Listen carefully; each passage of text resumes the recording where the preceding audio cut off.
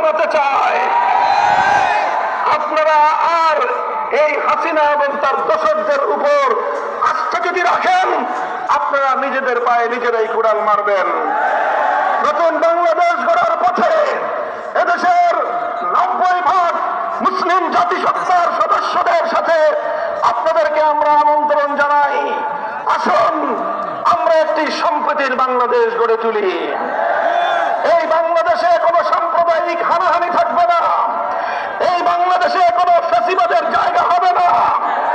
এই বাংলাদেশে আর কোনোদিন কোরআনের কোনো মাহফিলে 144 জারি হবে না। বাংলাদেশের আর কোনো কোরআনের মাহফিলে বাধা দেওয়া হবে না। বাংলাদেশে কোনো আলেম ওলামাকে নির্যাতন করা হবে না। বাংলাদেশে আল্লাহ নবীর ইজ্জতের দাবি তুলে আর কাউকে বুলেট বিদ্ধ হতে হবে না। বাংলাদেশে বৈষম্যের বিরুদ্ধে স্লোগান তুলে আর কোন ছাত্রকে প্রাণ দিতে হবে না।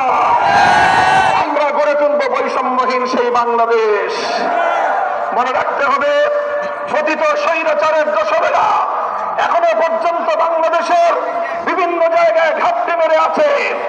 প্রশাসনের মধ্যেও কিছু লোক তাদের এখনো পর্যন্ত ষড়যন্ত্রের জাল বুনছে। প্রফেসর ডক্টর ইউনূস সাহেবের নেতৃত্বাধীন অন্তর্বর্তীকালীন সরকারকে আমি সতর্ক করতে চাই। মনে রাখবেন, আমরা এদেশের ইসলামপন্থী আলেম সমাজ, এদেশের ওলামায়ে কেরাম, হেফাজতে ইসলাম, বাংলাদেশ খেলাফত মজলিস সহ আমরা যারা আছি, আমাদেরকে যদি কেউ মনে করে আমরা উড়ে এসে জুড়ে বসেছি, ভুল করবেন। আমরা এদেশে ভাড়াটিয়া হিসেবে থাকি না। আমাদের বাপদাদার রক্তে কেনা মালিকানা সূত্রে বাংলার মাটিতে বসবাস। কেউ আমাদেরকে ফুৎকার দিয়ে উড়িয়ে দিতে চাইলে আমরা তাদেরকে জ্বালিয়ে সরকার করে নেব। ইউরিদুনা লিইউতফিউ নূরাল্লাহি বিআফওয়াহিহিম ওয়াল্লাহু মুতিম্মু নূরিহি ওয়ালাউ কারিহাল কাফিরুন। যারা ইসলামের আলোকে নিভিয়ে দিতে চায়, তারা সেই আগুনে নিজেরাই চলে পড়ে সরকার হয়ে যায়।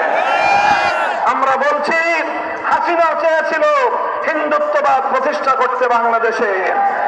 আওয়ামী লীগের রাজনীতি ছিল বাংলাদেশকে আরেকটি দেশের অঙ্গরাজ্যে পরিণত করা।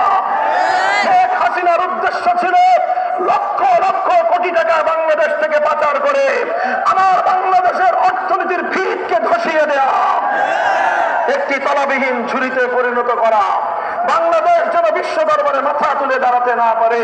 এটাই ছিল শেখ হাসিনা এবং তার দলের রাজনীতি।